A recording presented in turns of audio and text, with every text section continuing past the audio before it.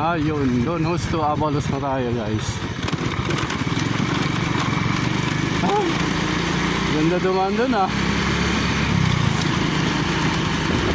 Alam hindi pwedeng magsalubong ang kwan, tricycle at saka motor.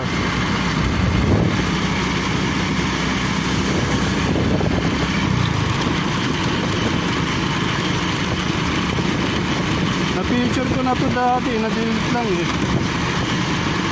Kaya ulitin natin. Guys, sa mga taga Don Justo Avalos, ito yung part 2 ng video natin. Na-delete kasi, hindi ko alam kung paano na-delete.